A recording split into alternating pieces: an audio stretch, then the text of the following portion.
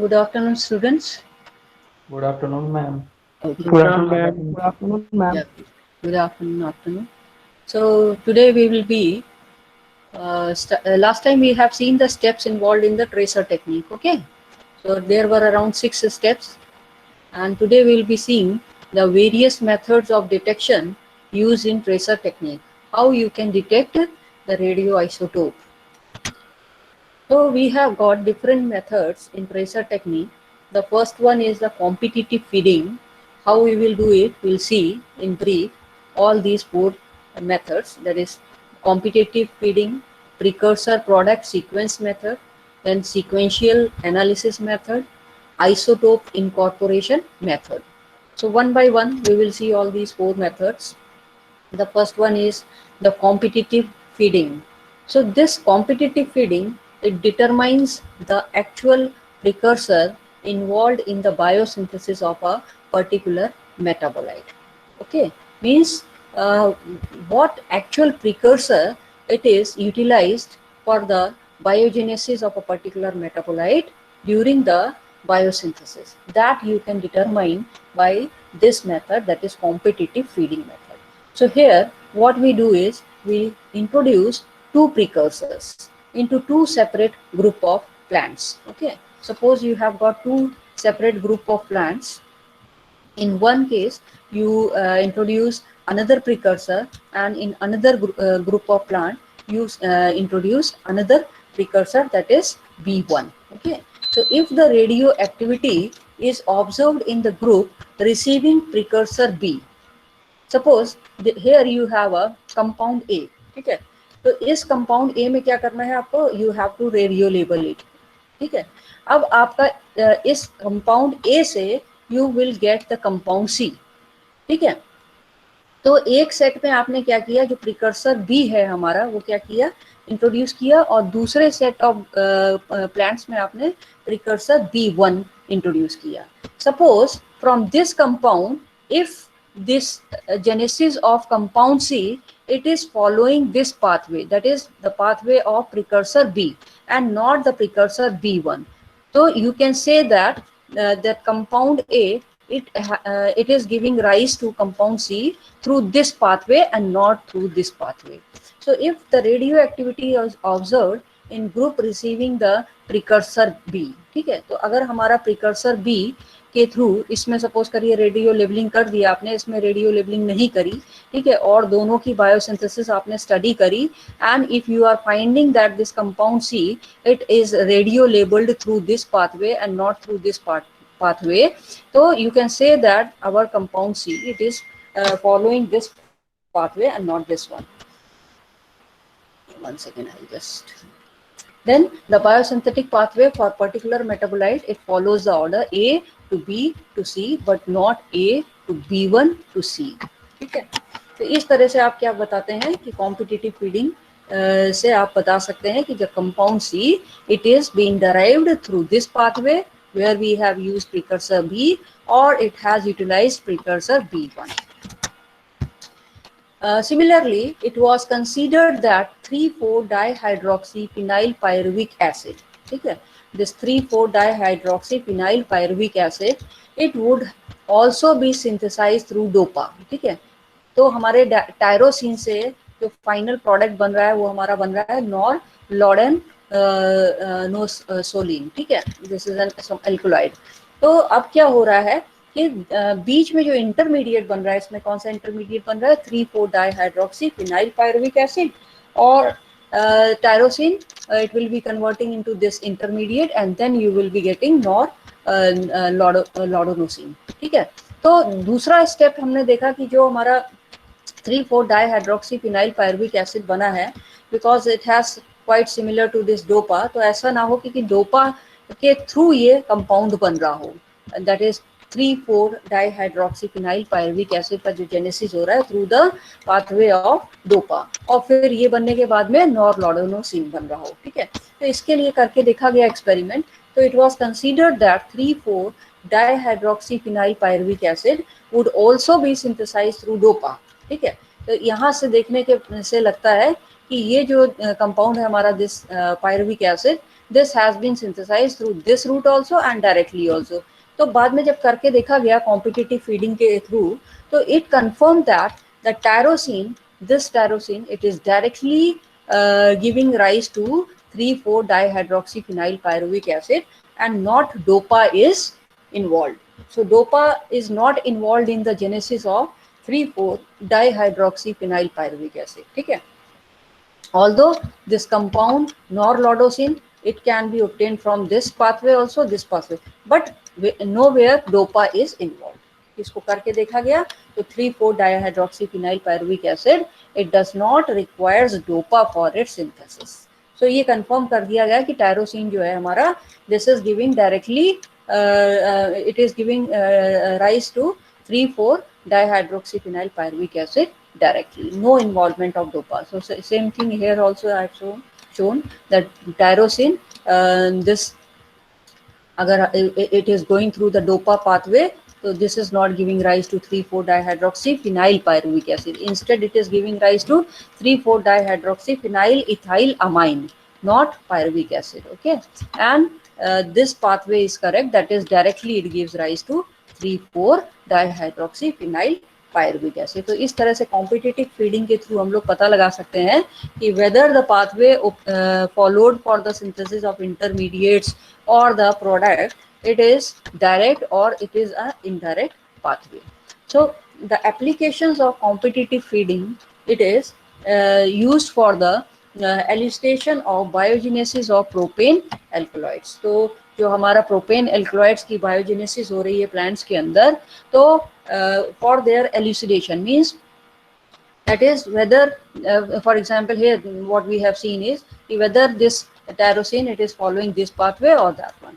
तो इस तरह से आप पता लगा सकते हैं for the elucidation of various propane alkaloids. Then biosynthesis of alkaloids like conene alkaloids, conhydrin that is obtained from hemlock, and all these can be studied using carbon 14 labeled compounds. So जो भी हमारे compounds हैं उसकी हम क्या करते हैं, labeling करा देते हैं, as we have seen in the earlier classes, you radio label the particular precursor और फिर उसको हम इंट्रोड्यूस करते हैं प्लांट के अंदर, and then you study the pathway followed by that particular compound. Then second method for tracing is precursor product sequence method. Precursor means you know precursor now, the starting material, and finally the product. तो जो precursor product बन रहा है हमारा, which sequence it is following.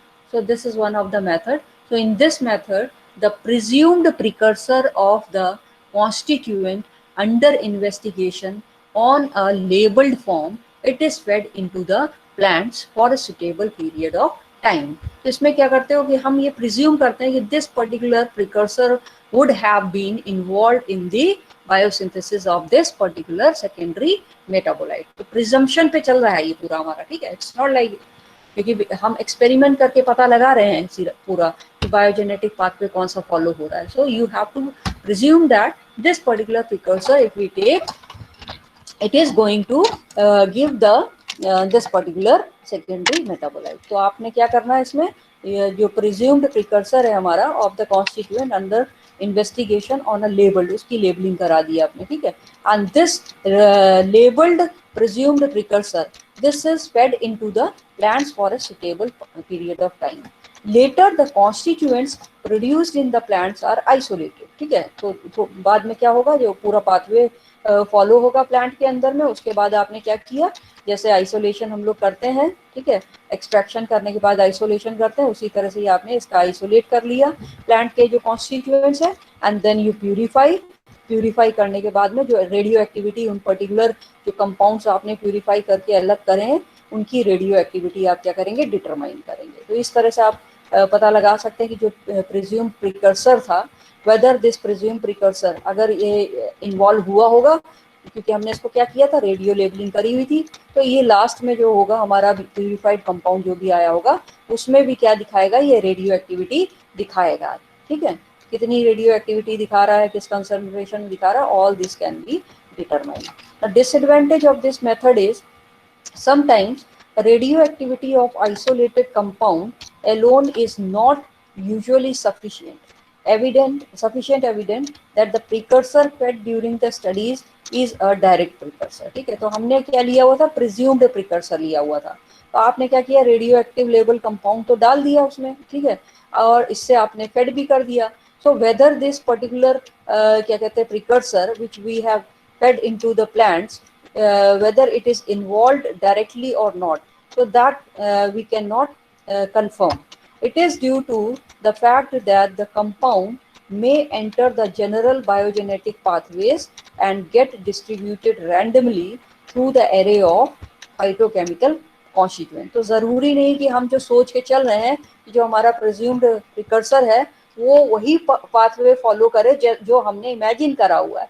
वो हो सकता है जो जनरल बायोजेनेटिक पाथवे हमारे प्लांट के अंदर में चल रहा है वो उसमें भी एंटर कर जाए। ठीक है, तो उसमें एंटर करने से क्या होगा, जो और फाइटोकेमिकल्स बन रहे हैं हमारे प्लांट के अंदर, तो वो क्या होगा, धीरे धीरे वहां भी डिस्ट्रीब्यूट हो जाएगा। तो ये इसमें एक इसका क्या है, डिफेक्ट मान लीजिए, ये डिसएडवांटेज मान लीजिए कि जो हमने प्रिज्यूम्ड प्रिकर्सर अपने प्लांट को फेड किया था वो प्रिज्यूम्ड प्रिकर्सर क्या होगा, जो जनरल बायोजेनेटिक पाथवे हमारा प्लांट फॉलो कर रहा है वहां भी जाके वो एंटर कर सकता है। और जब वहां एंटर कर जाएगा तो क्या होगा, जहां जहां उस कंपाउंड की जरूरत है कोई पर्टिकुलर कंपाउंड बनाने में, तो वहां पे वो क्या होगा, उसका इन्वॉल्वमेंट हो जाएगा।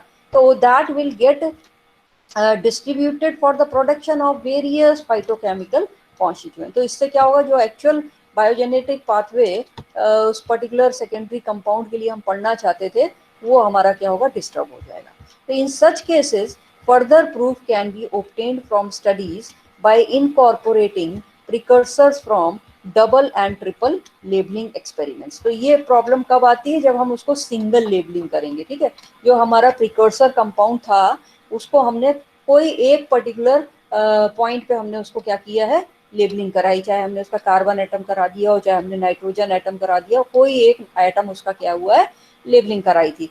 इस प्रॉब्लम को हम कैसे दूर कर सकते हैं, जब हम क्या करेंगे, हमारे कंपाउंड की जो प्रिकर्सर है हमारा प्रिज्यूम्ड प्रिकर्सर, उसको हम क्या करें, डबल या फिर ट्रिपल लेबलिंग करा दें। ठीक है, तो एक हम डबल लेबलिंग का एग्जांपल देखेंगे नेक्स्ट स्लाइड में। Example is anabasine. तो ये एक एल्कलॉइड है एनाबेसिन। तो this has been synthesised from the lysine. ठीक है, so this anabasine it is an alkaloid obtained from Nicotiana glauca. So Nicotiana glauca, Nicotiana आपको पता ही है, टोबैको। ठीक है, तो ये वाइल्ड फॉर्म ऑफ टोबैको होता है Nicotiana glauca. So the precursor here used is lysine. ठीक है, ये आपको पता ही अमाइनो एसिड है, तो विच फॉर्म्स अ पाइपरिडीन रिंग। सो ये पाइपरिडीन रिंग क्या करता है, फॉर्म करता है, एल्कोलाइड की फॉर्मेशन करता है निकोटियाना में। ठीक है, this lysine. So this is done by double labelling. इसको हमने कैसे किया, डबल लेबलिंग। क्यों डबल लेबलिंग कह रहे हैं, क्योंकि हमने यहाँ वाला जो कार्बन एटम है इसको हमने लेबल कराया और ये जो नाइट्रोजन एटम है इसको हमने लेबल कराया। ठीक है, तो that is why it is called as double labelling.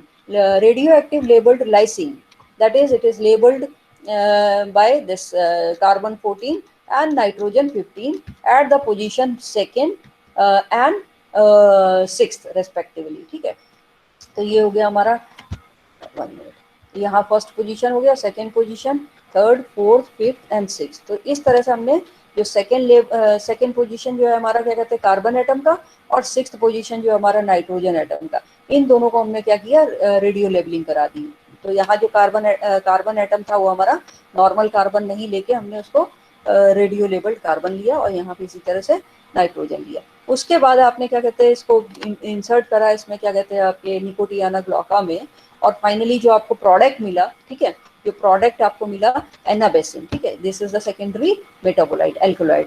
तो अब इसकी स्ट्रक्चर में हमने देखा जो एनाबेसिन बना, ये तो नॉर्मल रिंग उसकी होगी, एंड दिस पर्टिकुलर पाइपरिडीन रिंग। ठीक है, इसको हम ध्यान देंगे कि इस पाइपरिडीन रिंग पे क्या हुआ, जो यहाँ पे हमने एक रेडियो लेबल्ड कंपाउंड था वो भी है यहाँ पे, और ये वाला जो है दिस इज ऑल्सो देयर। तो ये जो नाइट्रोजन एटम है, ठीक है, तो biogenesis it resulted in the formation of anabasine alkaloid with the help of radioactivity determination study. It was proved that the radioactive nitrogen and carbon at the sixth and second positions respectively. तो ये जो दोनों positions हैं, sixth और second position of nitrogen and carbon respectively, these two positions they are actually involved in the formation of piperidine ring in the एनाबेसिन। ठीक है, तो इस स्टडी से ये पता लगाया। इसी का दूसरा एग्जांपल है, क्या है, suppose in the same experiment when lysine was labelled with radio active carbon C14 and nitrogen. तो वही सेम स्टडी हमने ली है, अब हमने इसकी पोजीशन चेंज कर दी है। उसमें कहाँ पे नाइट्रोजन 6 पोजीशन पे लिया था, इसमें हमने ये वाला जो साइड चेन में नाइट्रोजन है इसको हमने लिया। ठीक है, इसको हमने रेडियो लेबल करा है और ये जो कार्बन एटम था हमारा ये रेडियो लेबल्ड कार्बन एटम है। ठीक है, सो N15 at same position it was proved that only radioactive carbon and non-labeled nitrogen was involved in the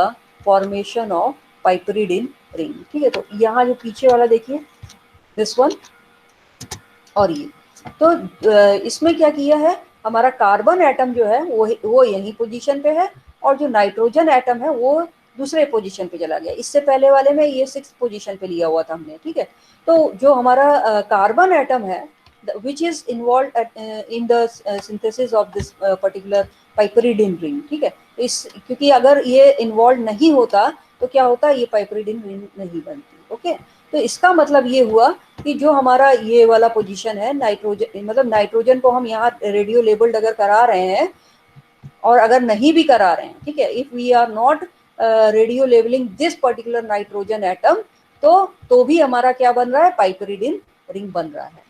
तो हमें नाइट्रोजन कराने की जरूरत नहीं है, हमें सिर्फ क्या है, इस कार्बन एटम को रेडियो लेबलिंग करा के हमें पता चल जाएगा कि दिस पर्टिकुलर कौन सा वाला नाइट्रोजन इन्वॉल्व है इसकी पाइपरिडिन रिंग फॉर्मेशन में, this particular. So stopping the applications of precursor product sequencing method is stopping of hordenine production in barley seedlings after 15 to 20 days of germination। तो अगर हमें क्या कहते हैं, जो hordenine production हो रहा है barley seedlings में, उसकी germination हमको stop करनी है, यानी कि we want to stop the production of this particular alkaloid into barley plants, we can do by the precursor product sequencing। कब हमें इसकी स्टॉप करनी है, that you can do through this study।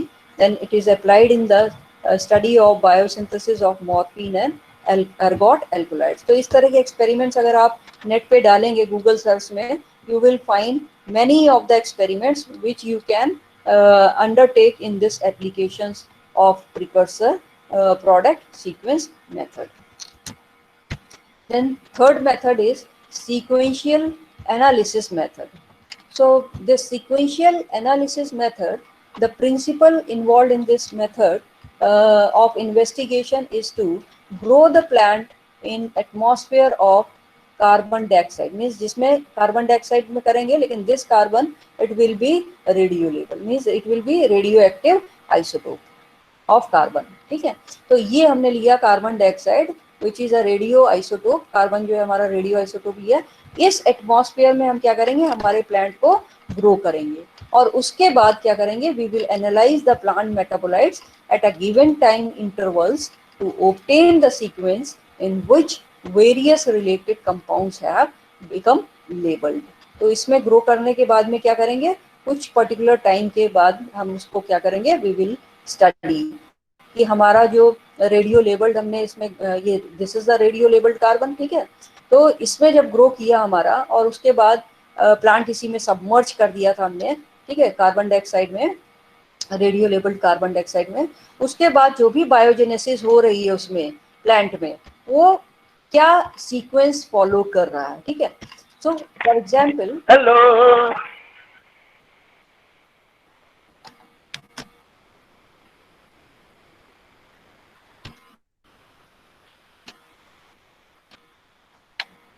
क्या हुआ भाई,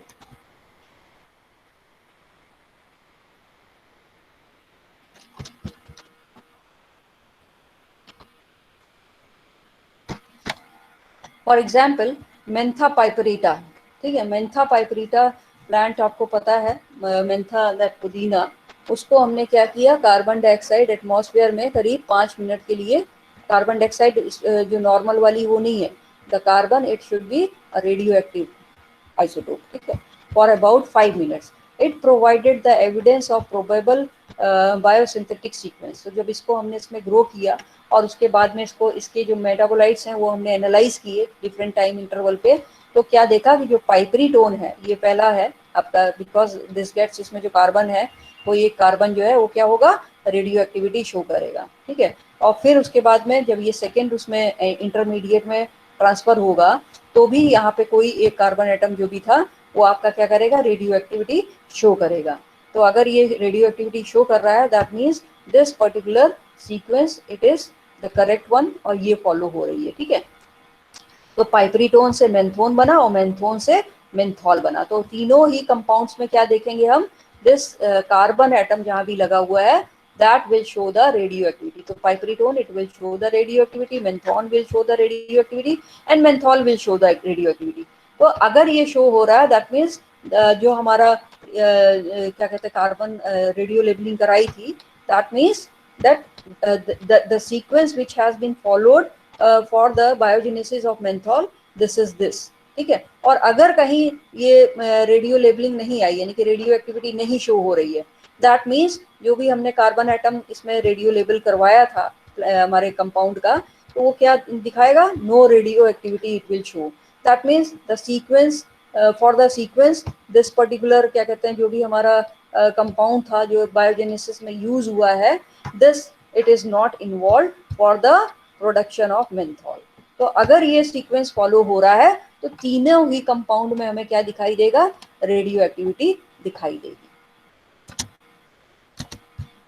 तो applications of sequential analysis method is, जो हमारा कार्बन डाइऑक्साइड हमने यूज किया है, carbon dioxide and sequential analysis has been very successful in elucidation of carbon in photosynthesis, ठीक है। तो जो कार्बन का इन्वॉल्वमेंट है फोटोसिंथेसिस में, तो किस तरह से उसका इन्वॉल्वमेंट है उसको एल्यूसिडेट करना, that you can do by this sequential analysis, ठीक है। तो basically it is for the carbon, involvement of carbon. Then determination of sequential formation of opium, hemlock and tobacco alkaloids. These are some of the examples. इसी तरह से और भी बहुत सारे alkaloids में इसका यूज होता है, but that it is for the purpose of research. तो अगर आपको बहुत ज़्यादा इंटरेस्ट आता है तो आप उसको क्या कहते हैं गूगल सर्च में डाल के देखेंगे sequential analysis method in plants, तो you will get many of the experimental papers, ठीक है। तो उसमें इतना जाने की जरूरत नहीं है हमको, because this is a small topic which we need to cover it.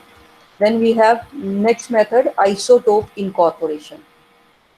Isotope incorporation में क्या करते हैं, so this it provides information about position of bond cleavage and their formation during the reaction. तो ये जो isotope incorporation है, इस method के थ्रू हम लोग क्या पता लगाएंगे कि जो बॉन्ड क्लीवेज हो रहा है, ठीक है, क्योंकि जब एक कंपाउंड से दूसरा कंपाउंड बन रहा है तो obviously there will be cleavage of certain bonds, तो वो किस पोजीशन का बॉन्ड जो है उसकी क्लीवेज हो रही है और उसका फॉर्मेशन हो रहा है during the reaction, whether it is cleaving और whether it is being formed, at which position that has been cleaved और which position it has been formed. So that information it can be obtained from the technique of isotope incorporation. For example, cleavage of glucose 1-phosphatase which is catalyzed by alkaline phosphatase, ठीक है, इसमें भी हम अगले उसमें देखेंगे slide में इसका structure.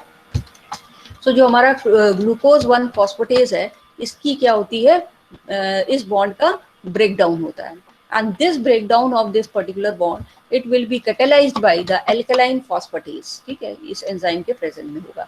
The reaction it occurs with the cleavage of either the CO bond, जो भी हमारा स्ट्रक्चर में CO bond है उससे स्टार्ट होगा, या फिर आपके फॉस्फोरस और ऑक्सीजन बॉन्ड से होगा. तो if the reaction is carried in the presence of water में जो ऑक्सीजन मॉलिक्यूल है इसकी क्या कराते हैं हम, radioisotope of oxygen is used for the preparation of radioactive water, ठीक है. तो ये जो वाटर हम यूज करेंगे इसके प्रेजेंस में क्या होगा, द कार्बन जो CO बॉन्ड है, सॉरी जो CO बॉन्ड है हमारा, CO bond cleavage path it yields the glucose containing 1 atom of the oxygen 18. तो जो हमने ये radio isotope of oxygen for the preparation of water use किया था, और इस वाटर को हमने क्या किया था, we have used for carrying out the reaction of this particular compound. तो अब इसमें जो हमारा CO बॉन्ड था उसका क्या हुआ, क्लीवेज हो गया, and during the cleavage it yielded glucose, and this glucose it contained one atom of oxygen 18, that is radio labeled oxygen. The PO cleavage is characterized by phosphate containing one atom of oxygen 18. तो चाहे वो CO bond का cleavage हो रहा है, चाहे वो PO bond का क्लीवेज हो रहा है, लेकिन दोनों में ही आप देख रहे हैं OO लगा हुआ है। तो अगर ये इन्वॉल्वमेंट है, ठीक है, तो ये जो ऑक्सीजन है हमारा, PO का हो चाहे CO का हो, वो क्या होगा, that will contain the radioisotope of oxygen if it is involved in the this cleavage of glucose 1 phosphatase, ठीक है। अब इसके बाद इसका वो स्ट्रक्चर देखेंगे इधर।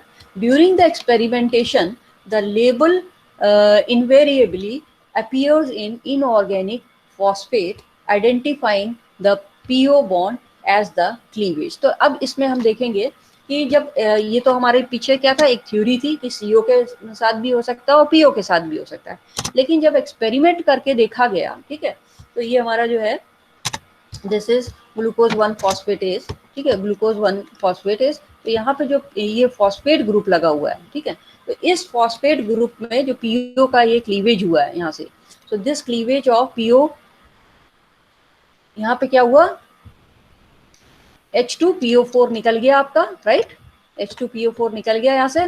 तो यहाँ पे जो वाटर आपने यूज किया था, तो जब यहाँ ऑक्सीजन इसमें जुड़ेगा उसका, तो क्या होगा, ये O18 कार्बन एटम हो जाएगा, ठीक है। यहाँ पे क्या दिखाएगा, O18, यहाँ से क्लीवेज हुई, ये निकल गया पूरा आपका, और यहाँ पे जो है इसका ऑक्सीजन, ये जब यहाँ जुड़ा आके, तो इसने क्या दिखाई, रेडियो एक्टिविटी शो की। तो ये जो बॉन्ड का ब्रेकिंग हुई है, so basically this is because of the PO bond and not the CO, जो हम कह रहे थे कि CO का इसमें क्लीवेज हो रहा है, जो यहाँ बताया था that the reaction it occurs due to the CO और द PO बॉन्ड। लेकिन जब एक्सपेरिमेंटेशन करके देखा गया, so this basically it was found that PO bond cleavage is involve, not the CO bond cleavage.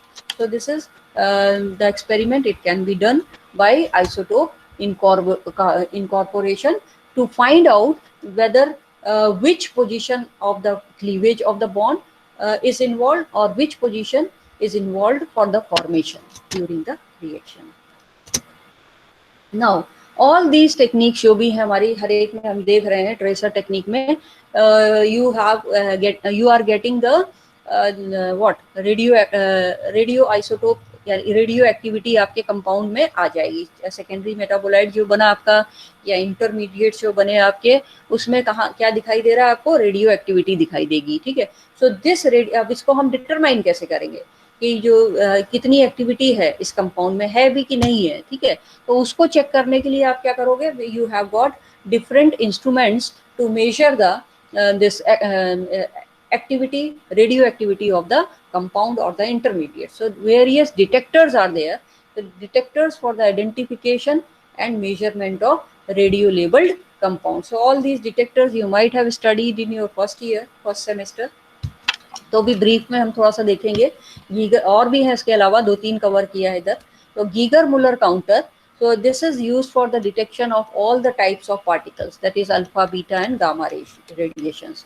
जो भी हमारा जो सैंपल है, जो हमारा कंपाउंड है, वो अगर अल्फा बीटा गामा रेडिएशन कोई भी इमिट करेगा, उसके लिए हम गीगर मुलर काउंटर का यूज कर सकते हैं। So this is just a metallic cylinder, ठीक है, ये मेटेलिक सिलेंडर है जिसमें कि आर्गन गैस भरी हुई है, and this is a window over here. यहाँ से आपकी जो कंपाउंड जो रेडिएशन एमिट करता है वो इस विंडो के थ्रू एंटर करता है। जब ये एंटर करेगा, दैट इज बीटा रेडिएशंस हैं, अगर सपोज करिए these beta radiations they will strike, और that is they will bombard with the gaseous molecules of the argon, ठीक है। तो जैसे ही इसके साथ में बम्बार्ड करेगा तो क्या होगा, it will release the free electrons and the argon gas, it will get converted into ionized form, that is Ar+, and you will get electrons, free electrons, ठीक है। and these are the argon molecules। और इसके बीच में एक anode लगी हुई है, that is a rod लगी हुई है एक मेटल की। So this functions as a anode, ठीक है। और जो मेटेलिक सिलेंडर है हमारा, this functions as a cathode. तो अब इसमें जो पॉजिटिव आयंस और नेगेटिव आयंस का जनरेशन हुआ due to the bombardment of the radiations with the gaseous molecules, तो इसमें प्लस बनेगा और माइनस बनेगा। तो जो माइनस चार्ज है that will be attracted by the positive, ठीक है, because like charge will repel, ठीक है। तो जो अपोजिट चार्जेस हैं they will attract.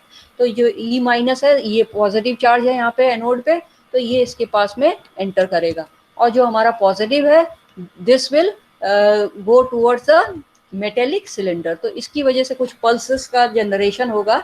Those pulses they are amplified by this amplifier and there is a counter over here. तो ये count करेगा उसकी रेडियो एक्टिविटी कितनी है, ठीक है। तो ये जो जनरेशन हो रहा है इनका क्या कहते हैं, मीन्स जो आयोनाइजेशन हो रहा है that is when you are providing high voltage source to this cathode and anode, ठीक है। तो ये टोटल इसका वर्किंग प्रिंसिपल है। तो इस तरह से आपका जो भी आपके ये कहाँ पे है अल्फा बीटा गामा, ये जो आपका कंपाउंड है जो हमारा सेकेंडरी मेटाबोलाइट है जिसकी हमने प्रिकर्सर की रेडियो लेबलिंग कराई थी and finally it reached to the various intermediate stages और it reach to the final product. तो ये फाइनल प्रोडक्ट यहाँ पे हमने रखा हुआ है। तो इसमें से जो रेडिएशन एमिट हो रही होंगी वो इस गीगर मुलर काउंटर में एंटर करेगा और एंटर करने के बाद में इसके साथ बम्बार्डिंग होगी। बम्बार्डिंग करने के बाद में जो भी पल्सेस जनरेट होंगी those pulses will be sensed by this, ठीक है, and it will be amplified by the amplifier and finally it will count the pulses. दूसरा है आपका scintillation counter. Scintillation, as you know, scintillation means the luminescence, means light का generation, ठीक है। So scintillation, तो इसमें क्या है, scintillator is used, तभी इसका नाम दिया गया scintillation counter.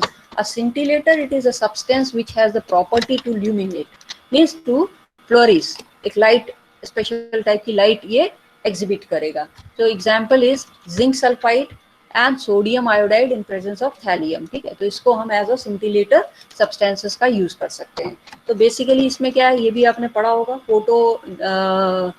फोटो डायोड इसको कहते हैं, ठीक है। तो इसमें कि you have a photo cathode over here, ठीक है, एंड ये आपका क्या कहते हैं sodium iodide with thallium phosphor लगा हुआ है, ठीक है।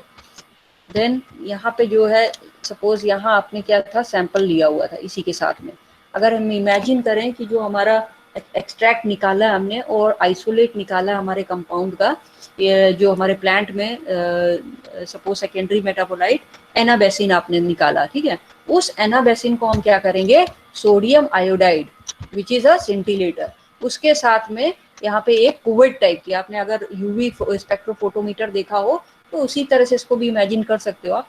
तो उसमें क्या किया आपने कुवेट में अपने सैंपल डाल दिया, सैंपल के साथ में आपने ये अपना जो भी सिंटिलेटर कंपाउंड है वो डाल दिया, ठीक है। तो उससे क्या होगा, it will generate certain electrons, ठीक है। तो वो इलेक्ट्रॉन्स जो हैं वो क्या करेंगे, these are the photoelectrons. तो पहला जो इसका स्टेप होगा कि कुछ इलेक्ट्रॉन्स इसने क्या किए एमिट किए, और ये जो डायनोड है ये डायनोड क्या करता है इन इलेक्ट्रॉन्स की क्या करता है मल्टीप्लिकेशन करता है स्टेप वाइज स्टेप, ठीक है। तो पहला डायनोड ने उसको कुछ में किया, फिर सेकंड डायनोड, थर्ड डायनोड, लाइक दिस, उसको क्या करता है ये एम्पलीफाई करता जाता है लाइक दिस।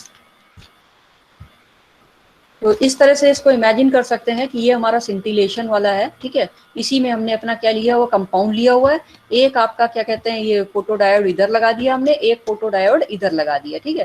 तो अब जो हमारा कंपाउंड है जिसको हम कह रहे हैं कुवेट लिया हुआ है, suppose this is our cuvette, ठीक है।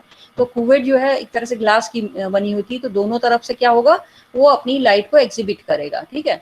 तो जो हमारा कंपाउंड है जो रेडिएशन एमिट कर रहा है वो इधर वाली फोटो डायोड भी उसको सेंस कर लेगा और इधर वाला फोटो डायोड भी उसको सेंस कर लेगा, ताकि हमारी रेडिएशन जो है और लाइट जो है हमारी वेस्ट ना हो। और फाइनली वो जो है अपना प्री एम्पलीफायर को सिग्नल भेज देता है, और फिर उसके बाद में पोस्ट एम्पलीफायर है वो और ज़्यादा उसको एम्पलीफायर करता है और फिर उसको एक पर्टिकुलर सिग्नल में उसको कन्वर्ट कर देता है ग्राफ के फॉर्म में, और उससे आप पता लगा लेते हैं कि what is the intensity. Then next is the auto radiography technique. तो ऑटो रेडियोग्राफी, रेडियोग्राफी आप जान रहे हैं, ग्राफी मीन्स कुछ एक पिक्चर टाइप की होगी, ठीक है। तो ऑटो रेडियोग्राफी में हम क्या करते हैं, रेडियो भी जान रहे हैं आप क्या है, रेडियो एक्टिव आइसोटोप हो गए, ठीक है। ग्राफी मीन्स एक पिक्चर। तो to visualise the distribution of radio labelled substance in a biological system and to locate in various parts of the plant। अब हम ये देखना चाहते हैं कि जो हमारे प्लांट्स में अंदर जो सिंथेसिस हो रही है वेरियस कंपोनेंट्स की, कॉन्स्टिट्यूएंट्स की, तो वो कौन से पार्ट इसमें इन्वॉल्व हैं, हमारे कौन से टिश्यूज इन्वॉल्व हैं हमारे प्लांट के अंदर, ठीक है। तो जो आपने रेडियो आइसोटोप भेजा था अंदर प्लांट के अंदर, ठीक है, तो अब हम वो पिछली टेक्निक से नहीं कर रहे हैं, अब ये वाली टेक्निक में कैसे करते हैं वो देखेंगे। तो इसमें आपको क्या चाहिए होता है, एक फोटोग्राफिक फिल्म चाहिए होती है, ठीक है, एक फोटोग्राफिक फिल्म, और उस पर हम लोग क्या करते हैं, इमल्शन लगा देते हैं सिल्वर ब्रोमाइड या सिल्वर हैलाइड का, ठीक है।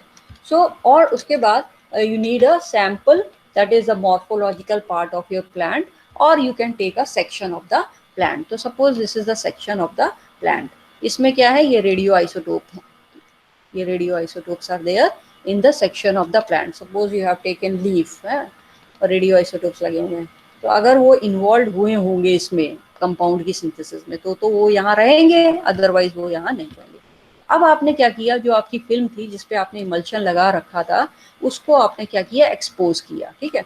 So these isotopes they will emit the radiation, usually the beta radiation, ठीक है। तो अगर ये इसमें आइसोटोप यहाँ वाकई फंक्शनल था इसमें, उस कंपाउंड की जेनेसिस में, तो ये क्या करेगा, रेडिएशंस एमिट करेगा, और ये जो रेडिएशंस एमिट करेगा तो that will be sensed by the which photographic film, the silver bromide और सिल्वर हैलाइड फोटोग्राफिक फिल्म। तो यहाँ पे क्या होगा, स्पॉट सा बन जाएगा, तो ये शो करेगा कि जो ये वाला पार्ट है हमारे प्लांट का, this is been involve, not this part is involve. So this part is involved, not the other part of the plant is involved in the biosynthesis। So this locates the various parts of the plant। Auto radiography से हम क्या पता लगाते हैं, it helps us to locate that which part of the plant it is involved in the biogenesis of the secondary metabolite। तो एक और ये डायग्राम लगाया है, नेट से ही ढूंढ के हैं सारे। So this is the sample, ठीक है, येलो कलर का आपको सैंपल दिखाया हुआ है, रेड कलर जो है हमारा वो क्या है, radio active part of the sample. So this is the radio active, means हमने सैंपल की रेडियो एक्टिव लेबलिंग जो कराई थी, उसको जो हमने बाद में क्या किया हुआ है, जो हमारा प्रोडक्ट आया था या इंटरमीडिएट आया था, उसका हमने क्या किया, एक्सट्रैक्शन किया। एक्सट्रैक्शन करने के बाद में वो जो रेडियो एक्टिव लेबल्ड कंपाउंड है वो हमारे इसमें कंपाउंड में प्रेजेंट है, ठीक है। तो अब हमने क्या किया, we have covered with the photographic emulsion, जो हमारा फोटोग्राफिक इमल्शन था, whether it was a silver bromide और कोई और हैलाइड था सिल्वर का, उससे हमने क्या किया, इसको कवर कर दिया हमारे सैंपल को, which has been radioactive labelled, ठीक है। उसके बाद क्या हुआ, इसको कुछ देर थी आपने जब छोड़ा तो क्या हुआ, जो ये रेडियो एक्टिव पार्ट था हमारे सैंपल का, उसने अपनी रेज और रेडिएशंस एमिट करनी शुरू करी। तो जब इसने रेडिएशंस एमिट करनी शुरू करी, तो these radiations they activated the closest, जो सबसे ज्यादा पास का इसका वो था, क्या कहते हैं, सिल्वर क्रिस्टल था, उसको इसने क्या किया, सिल्वर आयंस में एक्टिवेट करना शुरू कर दिया। तो जो हमारा सिल्वर क्लोराइड का क्रिस्टल था, उसको क्या किया इसने, सिल्वर आयन में कन्वर्ट करना शुरू करा, ठीक है, जो रेडिएशंस थी सैंपल में। तो उसके बाद नेक्स्ट स्टेप में क्या होता है, that it reduces the activated silver ion to the silver metal. उसके बाद नेक्स्ट स्टेप में क्या हुआ, जो सिल्वर आयंस बने थे, उन सिल्वर आयंस को किस में कन्वर्ट कर दिया इसने, सिल्वर मेटल में कन्वर्ट कर दिया, ठीक है। तो यह ब्लैक कलर का दिखने लगा, and wash away the soluble silver ion leaving the insoluble metal, silver metal. तो उसके बाद उसकी वॉशिंग कर दी जाती है फिल्म की। वॉशिंग करने के बाद में आपको पता चल जाएगा कि ये वाले जो स्पॉट्स आए हैं, so means this part of the plant it was involve in the biogenesis of the particular compound. So इस तरह से ऑटो रेडियोग्राफी से हम पता लगाते हैं कि which part of the plant was involved in the biogenesis of the particular intermediate or this compound or secondary metabolite.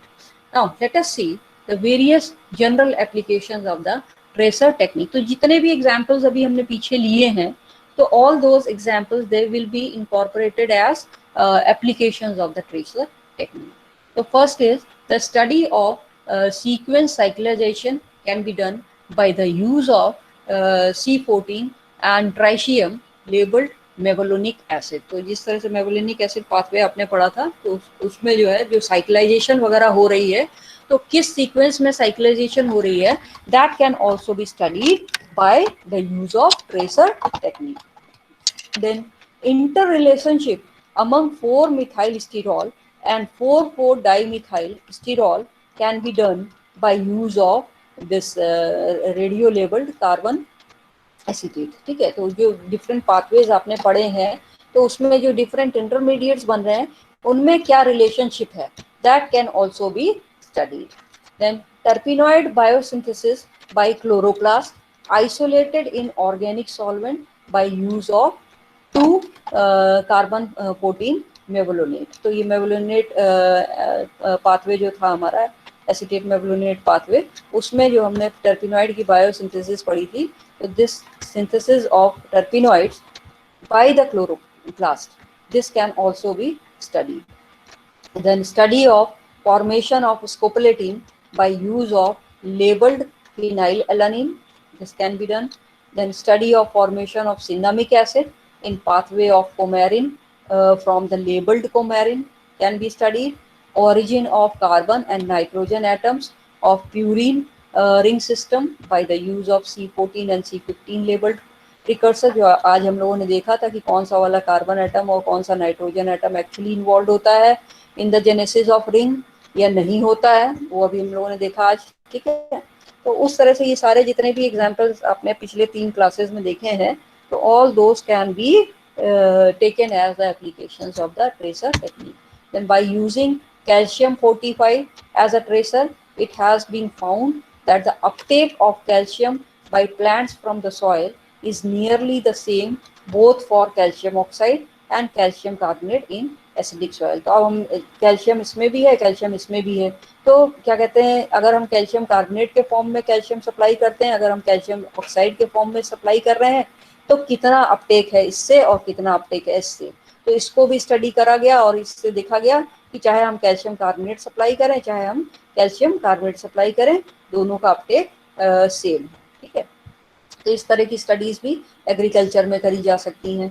By adding ammonium phosphate labelled with P32 of non specific activity, thus uptake of phosphorus is following by measuring the radioactivity as label reaches first the lower plants, lower part of the plant, then the upper parts like branches, leaves etc। तो इसमें क्या है कि जो ammonium phosphate हमने इसमें डाला plants में, ठीक है, which has been radio labeled with phosphorus 32 of non specific activity। ठीक है, और इसका क्या होगा, जब आपने इसको डाला प्लांट्स में, तो क्या होगा, this particular compound will be uptaken by the plants. ठीक है, और जो इसमें जो पी फॉस्फोरस यानी कि जो ये सॉरी P32 रेडियो लेबल्ड हमने डाला था, तो ये क्या करेगा, this will be absorbed bye the plants. ठीक है, and finally it will reach the various parts of the plant. तो इसमें देखा गया कि जब हमने फॉस्फोरस सप्लाई किया था in the form of ammonium phosphate, that is radio labelled phosphorus इसमें था, तो ये जब की स्टार्टिंग हुई, तो ये देखा गया कि सबसे पहले जो फॉस्फोरस है हमारा, जो लोअर पार्ट्स हैं प्लांट के, वहां पे पहले पहुंचता है और फिर धीरे धीरे कहाँ जाता है, ऊपर वाले पार्ट्स में जाता है।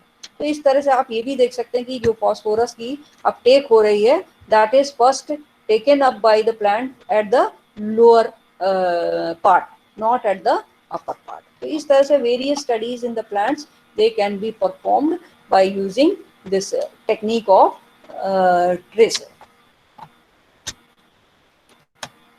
So this completes this particular unit।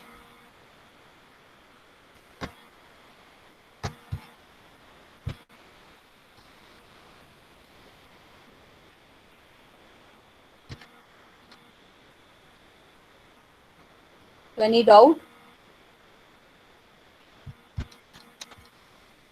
No, ma'am. तो नेक्स्ट क्लास, अभी मैं बीच में अभी इस वीक आपको एक टेस्ट भी भेजूंगी, क्योंकि we have finished this unit, तो आप लोग थोड़ा सा इसको पढ़िएगा। तो whatever we have covered, the questions they will be almost from the portion which we have covered in our online classes, because I have tried to give you everything